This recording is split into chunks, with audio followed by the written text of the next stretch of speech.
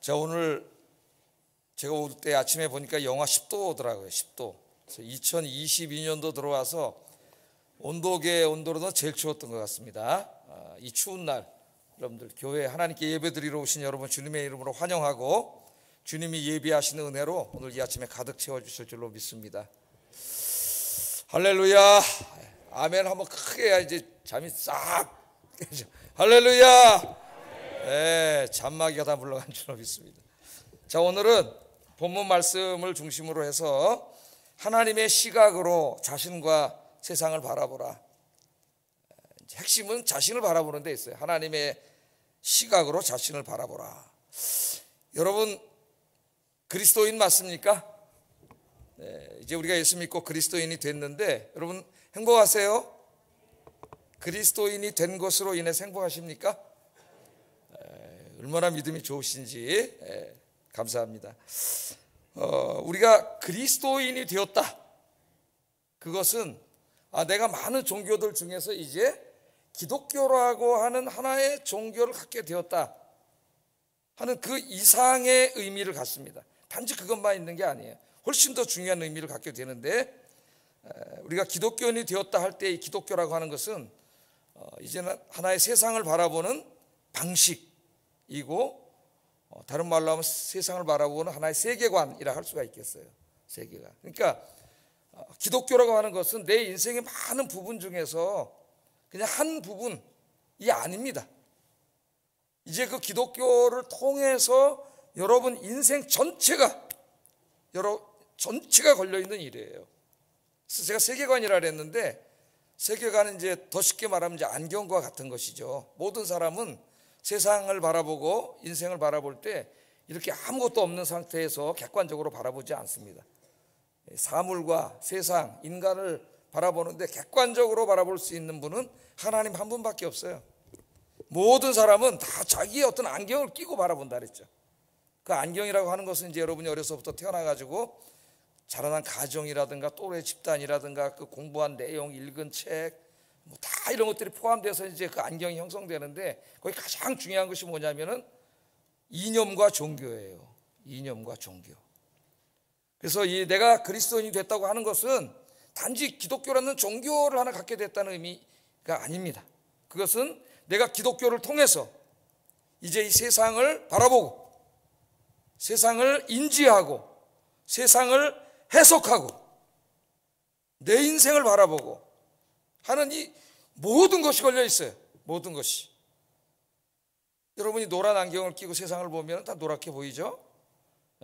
또 파란 안경을 끼고 보면 다 파랗게 보입니다. 근데 사람들은 자기가 그 안경을 끼고 있다는 걸 알지 못해요. 노란색 안경을 끼고 있으니까 노랗게 보일 수밖에 없어요. 그 사람 다 노랗다고 생각을 해요. 빨간색 안경을 낀 사람 다 빨갛다고 생각을 해. 자기가 옳다고 생각해. 객관적인 자신을 바라보고 있고 객관적인 세계를 바라보고 있다고 생각을 해요. 그러나 큰 오산에 자기가 안경을 끼고 있다는 걸 알아야 돼. 그걸 벗어야 되겠지. 그 안경을 벗어야 됩니다.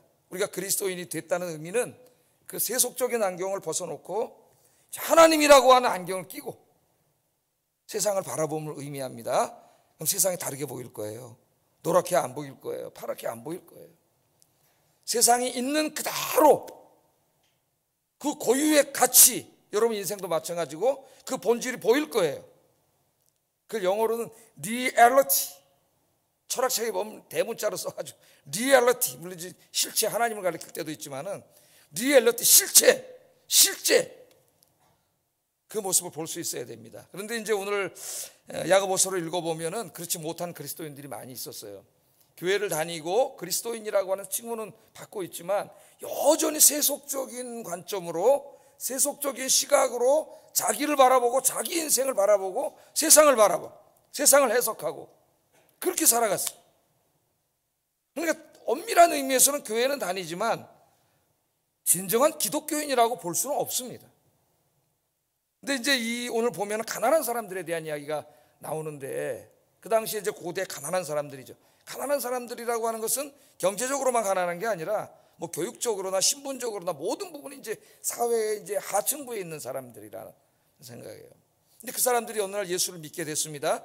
죄사함 받았습니다. 구원을 받았습니다. 하나님의 자녀가 영생을 얻었죠. 영생을 얻었죠. 그 얼마나 큰 복을 받았어요. 그럼 이제 그 하나님의 시각으로 자기 인생을 바라보고 행복하게 살아야 되는데 여전히 세상의 시각으로, 특별히 이 경제적인 시각으로, 돈의 시각으로 자기를 바라보는 거예요. 그러니까 얼마나 불행하겠어요. 여전히 가난하잖아요. 여러분 예수 믿었다고 그 당시에 종이나 노예가 갑자기 신분이 확 바뀌어가지고 저 귀족이 되고 막 부자가 되고 그런 거 아니지 않습니까? 예? 한동안 한국 교회에서 예수 믿으면 돈 많이 벌고 부자 된다는 이런 거짓 복음을 하도 많이 선포해가지고, 예? 예수 믿고 우리가 죄사함 받고 구원받은 것이죠. 예? 그런 관점에서 자신을 바라보니까 예수 믿고 교회 다닌다면서도 계속 불행한 거야. 이 부자들, 권세에 있는 사람들, 돈 있는 사람들에 비하면 너무 불행한 거죠. 그러니까 행복하게 살아야 될 사람이 하나님 보시니까 자기가 누군지도 모르고 자꾸 세속적인 관점으로만 보니까 가난한 사람이에요. 그냥 열등의식 느끼고 비천한 사람이 그렇게 사는 거예요. 그게 안타까우셔가지고 오늘 야고보를 통해서 하나님 이제 그것을 치유하고자 하십니다. 그래서 자기를 바라보는 안경을 바꾸는 거예요. 관점을 바꾸는 거예요. 오늘 이 말씀을 읽으면서 이제는 세속의 안경을 벗어버리고 하나님의 안경, 혹은 성경, 하나님의 말씀인 성경의 안경을 끼고 자기 인생을 바라보고 세상을 바라보고 이 세상을 해석하는 여러분들 되시기를 주의 이름으로 축복합니다. 네. 자, 오늘 말씀을 한번 보겠어요. 19절에 보면은 이런 말을 합니다. 낮은 형제는 자신의 높음을 자랑하고, 낮은 형제는 자신의 높음을 자랑하고 그럽니다. 여기 낮다, 이 말은 헬라어로 이제 타페이노스라는 말을 번역하는 것인데 두 가지 의미로 쓰여요. 헬라 사회에서는 하나는 이제 좀 상징적인 의미로 겸손하다, 타페이노스는 겸손하다 그런 의미로 쓰이고, 또 하나는 그야말로 진짜 이제 사회적 경제적으로 가난하다, 가난하다 그런 뜻으로 쓰입니다. 근데 오늘 본문에서는 후자의 의미로 쓰였어요. 가난하다는 말이에요. 가난하기 때문에 사회적인 신분도 낮아요. 그래서 사회 경제적으로 하층부에 있는 사람들인데, 이 당시에 이제 복음을 받아들이고 예수를 믿는 사람들 중에 상당히 많은 사람들이 사회적으로 보면 사회 경제학적으로 하층부에 있는 사람들이었습니다. 물론 부자들도 있었고 권세 있는 자들도 있었어요. 모든 기독교인이 그 당시에 다 하층부 사람이었다, 그건 잘못된 거예요. 근데 대부분이 그랬습니다. 자, 이 사람들이 예수 믿고 구원 받았어요. 이 큰 복을 받았는데도 여전히 그걸 잘 알지 못하죠. 그래서 오늘 하나님 뭐라 그러시냐, 그 사람들에게, 그 가난한 그리스도인들에게 자신의 높음을 자랑하라, 그렇게 말합니다. 자신의 높음을 자랑하라. 말이 좀 어렵죠. 낮은 자들은, 경제적 사회적으로 하층부에 있는 좀 가난하고 그런 사람들은 자기의 높음을 자랑하라 그래요. 아니 사회적으로 낮은 신분이고 대부분이 종이고 노예고 가난하고 그런데 높음이 뭐가 있을까요? 높음이, 높음을 자랑하라 그랬는데, 그러니까 이 높음을 자랑한다, 이것은 우리 모든 그리스도인들의 자랑해야 될 것이거든요. 이 높음. 자, 이 높음이 뭐냐? 두 가지 의미가 있습니다. 하나는 성도들의 현재 높아진 신분을 말해요. 높아진 신분. 여러분들의 신분이 상당히 높아져 있다는 거예요. 어떻게 높아졌습니까? 예수 믿어도 뭐 신분 변화가 없는데 여전히 노예고 여전히 그 농장에 가서 일해야 되고 막노동해야 되고 뭐가 바뀝니까? 예수 믿는다고? 근데 뭐가 바뀌었을까요? 신분이 높아졌다고 이야기해요. 신분이. 자, 우리가 예수 믿고 구원받은 이후에 우리 신분이 어떻게 높아졌어요? 우리 죄사함 받고 구원받은 다음에 뭐가 됐어요? 하나님의 자녀가 됐죠. 하나님의 자녀가, 하나님이 누구세요? 만왕의 왕이세요. 이 우주, 이 광활한 우주와 그 안에 존재하는 모든 만물, 이 지구상의 모든 것들, 모든 생명과 인간을 창조하시고 인간의 역사를 섭리하시는 만왕의 왕, 진짜 왕이신 하나님이에요. 하나님. 그 하나님의 자녀가 된 거예요. 자, 이걸 한번 생각을 해보세요. 이 시대의 높은 자들은 누굽니까? 제일 높은 자는 저 로마 보좌에 앉아서 그 당시에 로마 제국을 통치한 로마 황제입니다. 로마 제국이 얼마나 넓었는지, 로마 제국 시대의 지중해가 로마의 내해였어요. 내해. 그러니까 아프리카부터 해가지고 이 지중해를 삥 둘러싸고 있는 모든 땅이 한 나라였어요. 한 나라. 로마 제국이라 한 나라. 그 한 나라의 호수였다니까요. 지중해는. 그만큼 큰 나라죠. 거기에 황제. 그게 왕이에요. 그 사람들은 모두 그 사람 진짜 왕이라고 생각하고 있어요. 그리고 그 왕에게 충성을 다 바치고 헌신하고, 그런 사람들에게 왕이 직위를 주죠. 관직을 줘요. 총독도 되고 장관도 되고. 그 사람은 누구의 높은 신분을 얻게 되고 부귀영화를 누리게 되는 거죠. 예? 그 사람들을 염두에 두고 바울이 이야기하는 거예요. 너희들의 높음을 자랑하라. 그까지는 인간 왕, 예? 하나님이 만왕의 왕이시고 로마의 왕이든 무슨 페르시아 왕이든 모든 인간의 왕들은 다 모조품 가짜 왕들이에요. 진짜 왕은 하나님이세요.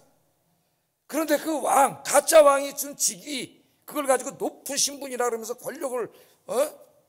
권력을 막 남용하고 부를 축적하고, 이런 사람들 떵떵거리면서 그 높음을 자랑하고 교만하고 사는데, 너희들은 누구냐 이게. 너희들은, 그리스도인들은 그까진 가짜 왕이 아니라 이 광활한 우주를 창조하신 만왕의 왕의 신하 정도가 아니라 자녀가 됐다는 거예요. 할렐루야.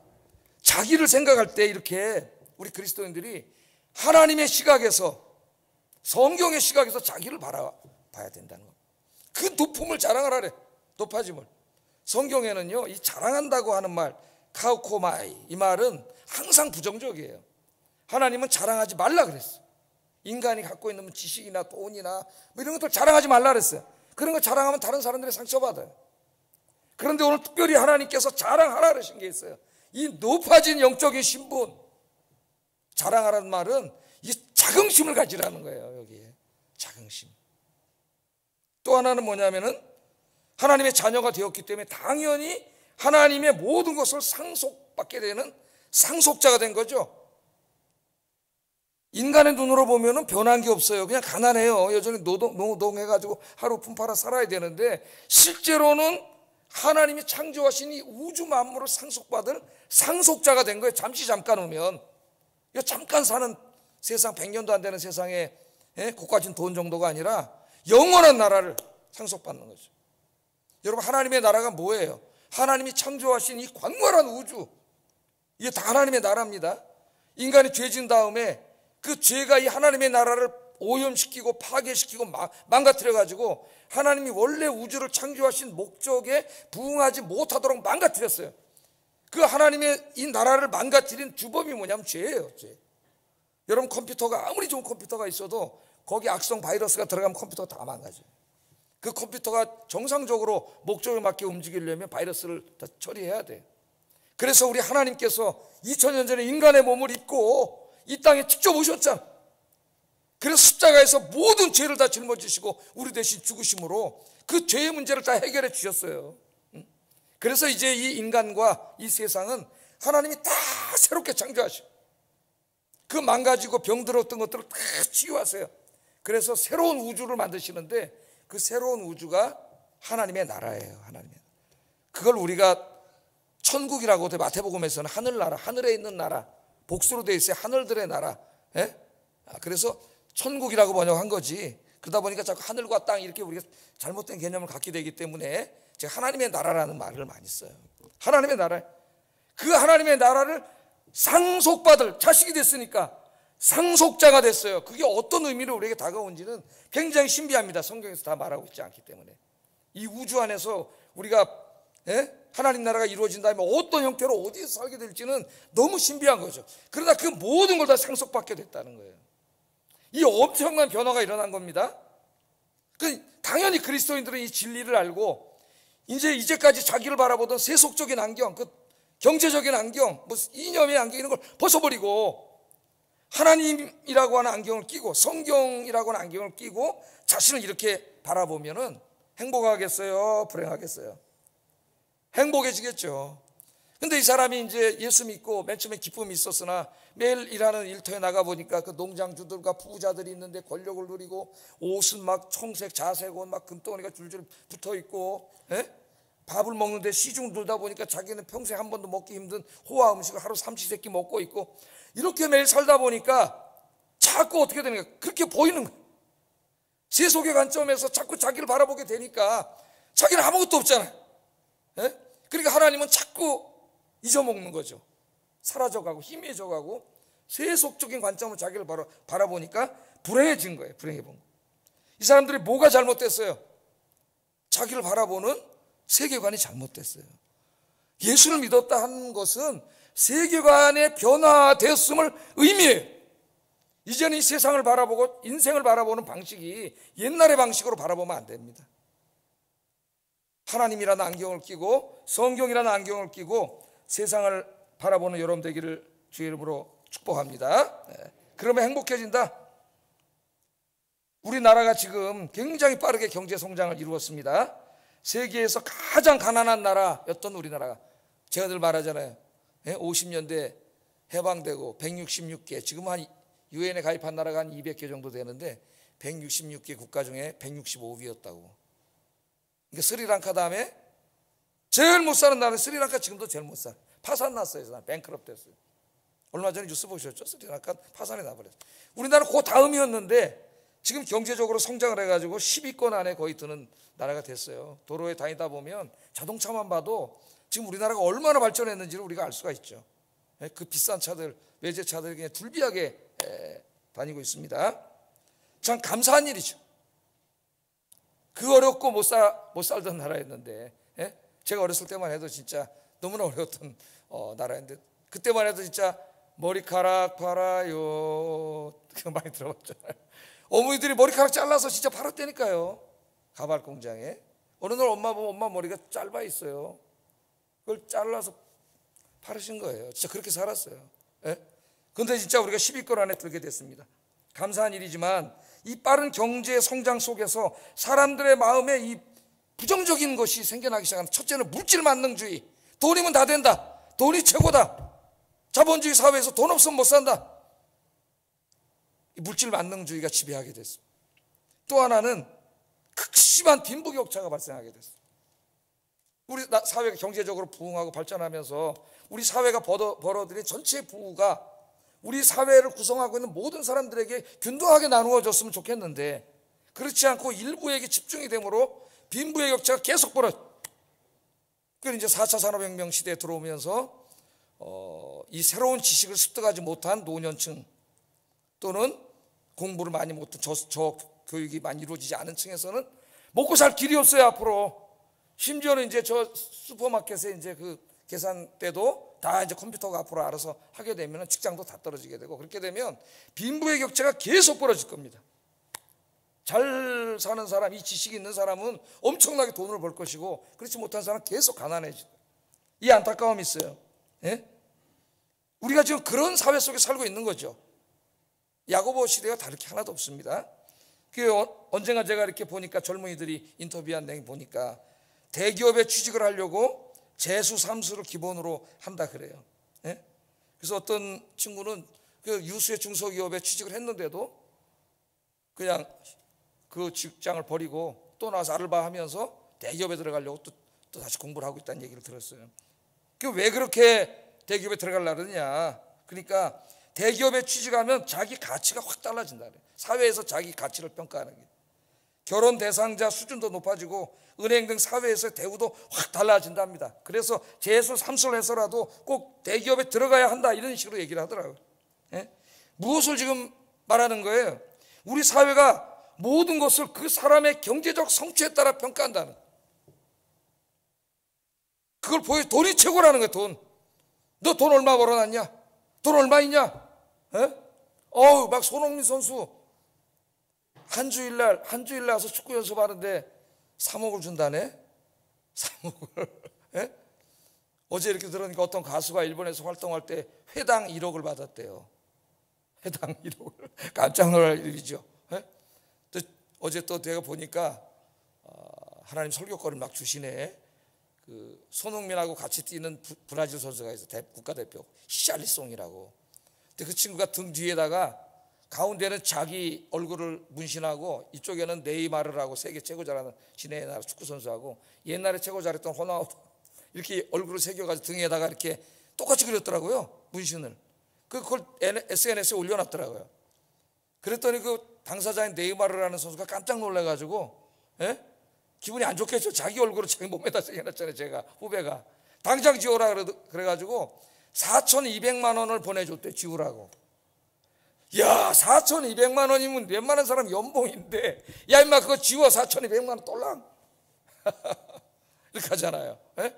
그러니까 이게 이 돈이 모든 사람을 평가하고 돈이 있으면 유능하고 이런 사회 속에 살고 있어요. 이런 사회 속에서 그리스도인들이 살면서 우리 인간이 연약한지라 자신이 누구인가를 잊어버린 채 이와 같이 자꾸 세속적인 관점에서 자신을 바라보는 거죠. 그래서 시험에 드는 거예요. 오늘 여기 나오는 사람들처럼. 예? 너무 자기가 형편없는 사람이고 무능한 사람이고 사회에 루저고 아무것도 없고 자기가 누군데 예수 믿고 죄 사함 받고 구원받은 사람이고 만왕의 왕이신 하나님의 자녀, 그 하나님의 나라를, 그 부유함을 앞으로 다 상속받게 될 하나님의 자녀잖아요. 이 땅에 살면 잠깐이고 영원한 하나님의 나라 내세에서 이 모든 것을 다 누리게 될 사람이라는 이 모든 것을 잊어먹고 하나님은 자꾸 멀어지고 예수 믿는다고 하는 사람이 한없는 열등의식에 사로잡혀서 불행하게 사는 거죠. 이게 얼마나 안타까운 일입니까? 그래서 하나님께서 오늘 이 말씀을 주시는 거예요. 그렇게 살지 마라 어리석게. 네가 누구인지를 알아야 된다는 거예요. 그래서 그 위대한 신학자요 목회자였던 사도 바울 선생이 이 관점의 변화에 대해서 자기 자신의 체험을 토대로 이렇게 말을 합니다. 고린도후서 5장 16절 17절 읽어보겠습니다. 시작. 비록 우리가 그리스도도 육신을 따라 알았으나 이제부터는 그같이 알지 아니하노라. 그런즉 누구든지 그리스도 안에 있으면 새로운 피조물이라. 이전 것은 지나갔으니 보라 새 것이 되었도다. 어떤 사람도 내가 육신을 따라 알지 않는다. 이게 무슨 말일까요? 예? 바울도 예수님 만나기 전에는 세상의 관점, 육신의 관점으로 자신과 세상을 바라보고 해석하고 이해하고 평가했습니다.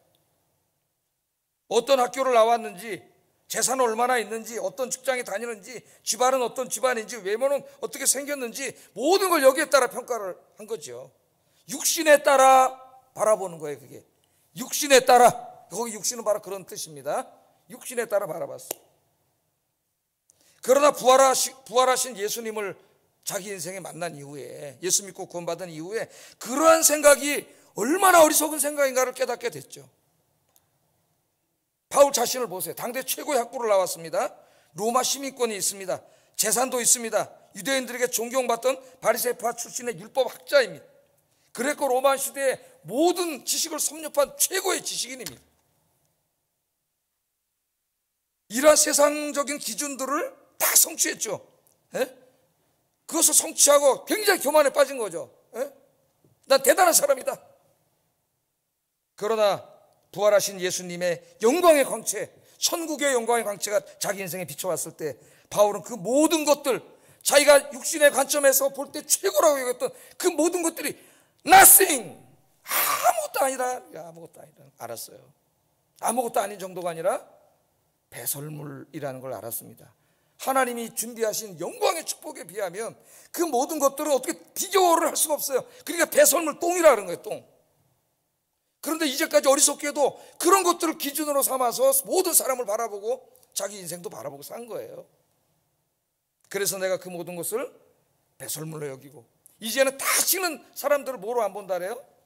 육신에 따라 보지 않는다 그러죠. 육신에 따라. 인간에게 제일 중요한 건 뭐냐면 그 사람이 예수 믿고 구원받았냐, 그게 제일 중요해요. 그 관점에서 본다는 거예요. 왜? 그 사람이 제일 복받은 사람이기 때문에, 잠시 잠깐이면 하나님이 주실 엄청난 부유함을 누릴 사람이기 때문에 그 관점에서 바라본다. 그래서 그 다음부터는 권력과 부를 자랑하고 지식을 자랑하는 모든 사람을 불쌍한 사람으로 여겼습니다. 불쌍한 사람. 여러분의 눈에도 그렇게 보이기를 주의 이름으로 축복합니다.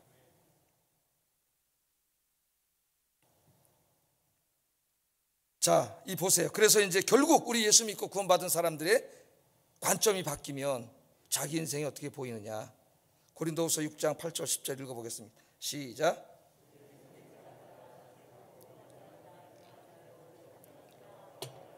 지인계를 받는 자 같으나 죽임을 당하지 아니하고, 근심하는 자 같으나 항상 기뻐하고, 가난한 자 같으나 많은 사람을 부유하게 하고, 아무것도 없는 자 같으나 모든 것을 가진 자로다. 할렐루야.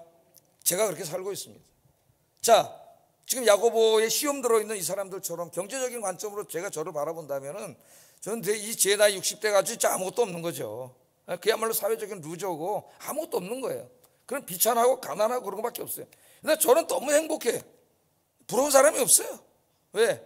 내가 하나님 믿고 구원받고 죄사함받고 하나님의 자녀가 되었고, 하나님의 상속자가 되었고, 그 영광의 주의 일을 지금 하고 있는데 그까지 돈 그 배설물도 안 되는 그런 세상에 같이 그런 것 때문에 불행해져? 바보. 그 행복해. 가난한 자 같으나 많은 사람을 부유하게 하고 아무것도 없는 자 같으나 그렇게 보여요. 세상 사람들이 볼 때는 다. 그러나 사실은 모든 것을 가진 자로다. 이 믿음을 위해서 기도하세요. 돈 달라고 기도하기 전에 이 믿음을 달라고. 이제는 하나님의 시각으로 이 세속적인 안경을 벗어버리고 하나님의 안경을 끼고 세상과 나를 바라보도록 그렇게 기도하세요. 그래야 본질과 실체가 보인다니까요. 세속의 안경을 끼면 왜곡된 모습이 보여요. 노란 안경 끼면 노란색으로 왜곡돼 보이고 빨간색 끼면 빨간색으로 왜곡돼 보여요. 벗어야 돼. 그러면 실체가 보여요. 실체가 내가 얼마나 복받은 사람인가 그게 보입니다. 야고보서 2장 5절 6절 읽어보겠습니다. 시작. 세상에서 가난한 자를 택하사 믿음에 부유하게 하시고 또 자기를 사랑하는 자들에게 약속하신 나라를 상속으로 받게 하지 아니하셨느냐. 여러분 이제 상속받을 그 하나님 앞에 재산이 어마어마할 겁니다. 우리 그걸 다 뭐 이 땅의 가치로 우리가 알 수는 없지만은 여러분은 그걸 약속받은 사람이라는 거 아시고 이제 그 정말 세상 때문에 짓눌려 살지 말고 하나님 손잡고 남은 인생을 행복하게 사시기를 주의 이름으로 축복합니다. 오늘부터 행복해질 거예요. 이걸 위해서 일주일만 기도하고 여러분 살면은 확 바뀌어요. 세상이 바뀌라 그러지 말고 여러분이 바뀌어야 돼요. 여러분의 시각이 바뀌어야 돼요. 그 다음에 부자들에 대해서도 이야기해요. 부자들. 교회 안에 부자들도 있었거든요. 근데 부자들에게는 경고의 메시지를 주십니다. 경고. 가난한 사람들에게는 그들의 믿음을 일깨워줬다면 부자들에게는 경고를 하세요.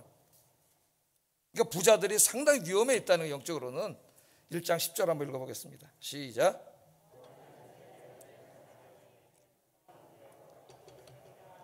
해가 돋고 뜨거운 바람이 불어 풀을 말리면 꽃이 떨어져 그 모양의 아름다움이 없어지나니 부한 자도 그 행하는 일에 이와 같이 쇠잔하리라.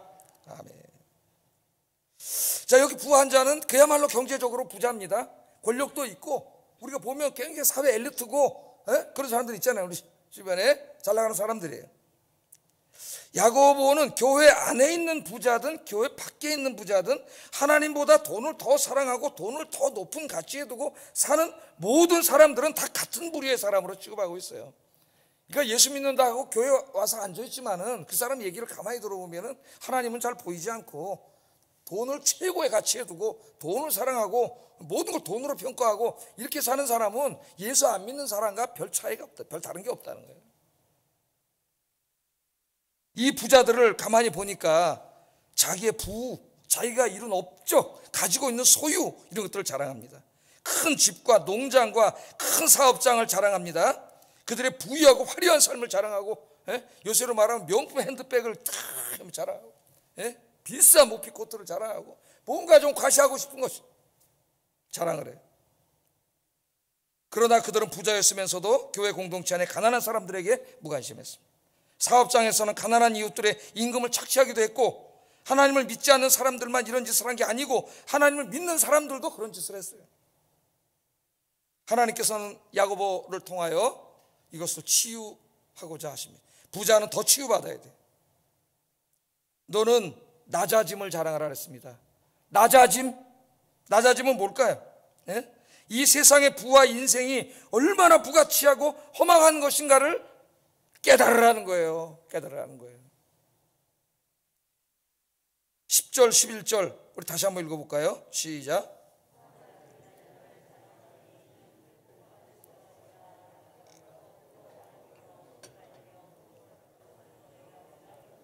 부한 자도 그 행하는 일에 이와 같이 쇠잔하리라.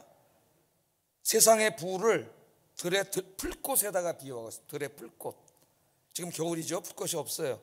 이제 봄이 오면은 이 산과 강에 예쁜 풀꽃들이 핍니다. 굉장히 이뻐요. 저는 들꽃을 굉장히 좋아해요. 봄에 한강하고 남산 산을 걸으면서 우리 집사람하고 꽃을 보면서 상당히 은혜를 많이 받습니다. 사진 찍고 막 풀꽃이 참 얼마나 예뻐요. 요새 막 바람이 불면 씨가 날라와가지고 어떤 지역은 그 꽃으로 막 쫙 자연이 막 이렇게 형성된 곳도 있고, 한강에도 너무너무 이쁜데 그 꽃이 영원하지가 않지 않습니까? 그 꽃이 어때요? 잠깐 있다가 지금 가을에 찬바람 불고 이렇게 추운 겨울이 오면 싹 다 금방 다 죽어서 없어져, 말라 비틀어져요. 우리 인생과 우리가 그렇게 자랑하는 부와 재물이 바로 그와 같다는 거예요. 그와 같다는. 그걸 깨닫지 못하는 게 어리석은 것이죠. 예? 언젠가는 죽음이 다가올 것이고 하나님의 심판대 앞에 서게 될 것입니다. 부는 우리의 죽음의 문제를 해결해 줄 수 없고 하나님의 심판을 면하게 해줄 수 없어요. 그러므로 자기의 부를 자랑하며 사는 사람들, 즉 하나님보다 돈을 더 사랑하고 가치 있게 여기며 돈밖에 모르고 사는 사람들은 잠시 후에 다가올 자신의 비참한 미래를 직시해야 된다는 거예요. 즉시. 깨닫지 못하는 자에게는 죽음과 하나님의 심판이 기다리고 있습니다. 우리 성경에 보면은 누가복음에 거지 나사로와 부자 비유가 나오잖아요. 예? 너무나 잘 아는 이야기죠. 고래등 같은 집 속에 엄청나게 비싼 옷을 두르고 매일매일 호화로운 음식을 먹고 사는 부자가 있었고, 그 집 앞에 구걸하며 살고 있는 거지가 있었어요, 나사로가. 그런데 거지 나사로는 가난하고 거지였지만 하나님을 믿는 사람이었고, 부자는 하나님을 무시하고 가난한 사람을 돕지 않고 자기밖에 모르고 사는, 돈밖에 모르고 사는 사람이었어요. 근데 인생이 영원한가요? 오늘 여기 들풀처럼 불의 꽃처럼 금방 시들어버리지, 그날이. 그리고 하나님 앞에 갔더니 내세가 있네. 가난했지만 하나님 믿었던 나사로는 천국에 가서 안식을 하고 있는데, 이 부자는 불구덩이 지옥으로 떨어진 내용이 있잖아요. 이게 예수님이 비유의 설교잖아요. 비유의 설교. 부를 자랑하는 사람이 얼마나 어리석은 사람인가. 누가복음 12장에 보면 유산 문제 때문에 다투는 사람이 나옵니다. 형제끼리. 동생이 예수님 찾아왔어요. 예수님, 우리 형이요, 부모님 돌아가셨는데 욕심 부려가지고 지가 다 가지려고 해요. 그러니까 좀 나눠 갖게 해주세요, 그렇게 말을 하잖아요. 유산 때문에 예나 지금이나 부모님 돌아가신 다음에 형제들끼리 싸우고 난리가 나죠. 여러분, 그랬더니 예수님 뭐라 그랬어요? 책망을 받았습니다. 누가 나를 너희들의 재판관으로 세웠느냐 그러시더니 네 마음속에 있는 탐심을 물리치라 그래요. 탐심을. 그 돈 때문에, 돈에 대한 탐심 때문에 가족도 깨지고 형제간에 갈라지고, 그 탐심이 있는 한 하나님을 제대로 믿을 수 없다는 거예요. 예수님 보니까 그 사람 마음속에 탐심이 있어. 탐심이. 그 탐심을 물리치라고 얘기하면서 어리석은 부자 얘기를 비유로 설교해 주셨잖아요. 어느 사람 농사 져가지고 농사가 너무 잘 됐어요.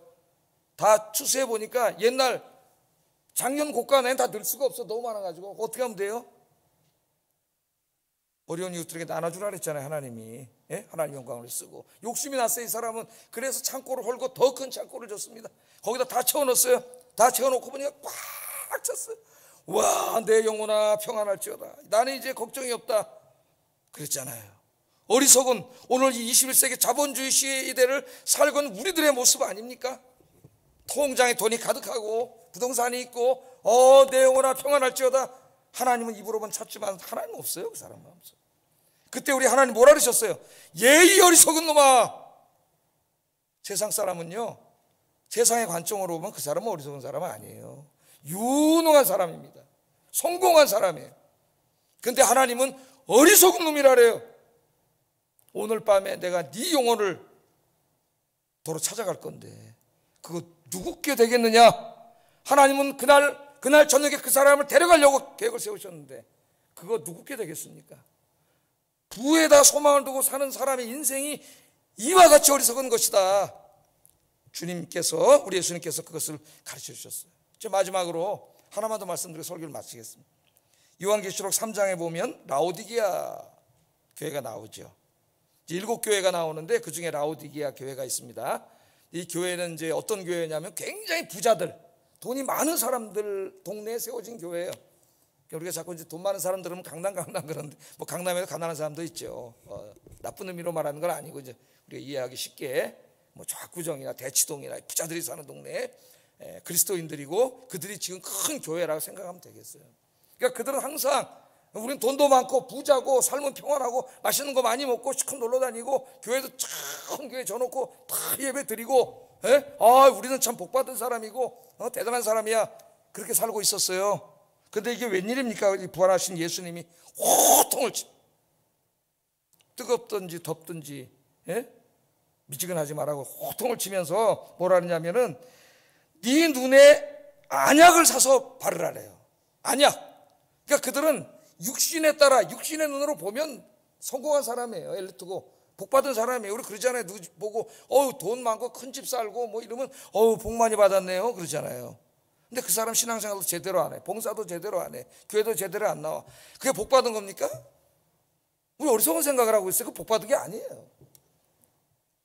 이 사람들 그렇게 생각하고 있었어요. 근데 자기를 모르는 거야. 그러니까 우리 예수님이 네 눈에 안약을 사서 바르라 그래. 그 안약은 영적인 안약을 말하는 거죠. 눈이 멀었어. 그 안약을 발라서 눈을 뜨고 너를 보라는 거예요. 헐벗고 가난하고 형편없는 모습. 하나님 앞에. 그걸 모르는 거예요. 세속의 관점으로만 바라보니까 가난한 사람보다 더 위험한 사람입니다. 이 땅에서 조금 가지고 있는 분들은 하나님께서 부자들에게 하시는 경고의 말씀을 심각하게 들어야 합니다. 회개해야 됩니다. 돈이 아니라 하나님께 소망 두고 살아야 합니다. 하나님께서 주신 것들로 욕심 부리지 말고 하나님의 영광을 위하여 드리고 가난한 이웃들에게 나누어 주며 사는 우리 아영교회 성도들 되시기를 주의 이름으로 축복합니다. 기도하겠습니다.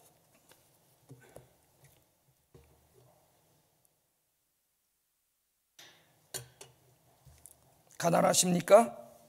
우리는 죄사함 받고 구원받은 하나님의 자녀요, 하나님의 부유함을 상속받을 상속자입니다. 돈 없다고 기죽지 말고 이 기쁨과 소망을 가지고 행복하게 살게 하소서. 두 번째, 부자입니까? 돈에 소망 두지 말고 돈을 자랑하지 말고 하나님께 소망 두고 하나님 자랑하고 하나님께서 주신 것들 하나님의 일에, 가난한 이웃들 돕는 일에 쓰게 하소서. 기도하겠습니다. 사랑하신 아버지 하나님, 감사합니다. 오늘 귀한 말씀을 통하여 우리 자신을 돌아보게 하시고 내가 과연 진정한 그리스도인인지 알게 하신 것 감사합니다. 주님을 믿는다 하면서도 여전히 세속적인 안경을 끼고 세속적인 시각으로 나 자신을 바라보고 세상을 바라보며 그렇게 불행하게 살지는 않았습니까? 아버지 하나님, 이 불신앙과 세속의 안경을 오늘 다 십자가 앞에 벗어놓게 하시고 하나님의 안경, 하나님의 말씀의 안경을 끼고 나 자신과 이 세상을, 그 실체를 바라보는 저희들이 되게 하여 주시옵소서. 내가 예수 믿고 구원받은 하나님의 자녀가 되었다는 사실, 하나님의 자녀임으로 하나님 나라의 부유함을 상속받은 축복받은 사람이라는 것을 깨닫고 오늘 하루하루 주의 일을 하면서 주님 섬기면서 행복하게 살게 하여 주시옵소서. 특별히 하나님이 복을 주신 분들이 있습니다. 이 돈 사랑하지 않게 하소서. 돈이 하나님이 되지 않게 하소서. 돈을 자랑하지 않게 하소서. 하나님을 자랑하게 하소서. 하나님이 주신 것들로 하나님의 영광을 위해 드릴 줄 알고 어려운 이웃들을 도울 줄 아는 진정한 그리스도인이 되게 하여 주시옵소서. 예수님 이름으로 기도드립니다. 아멘.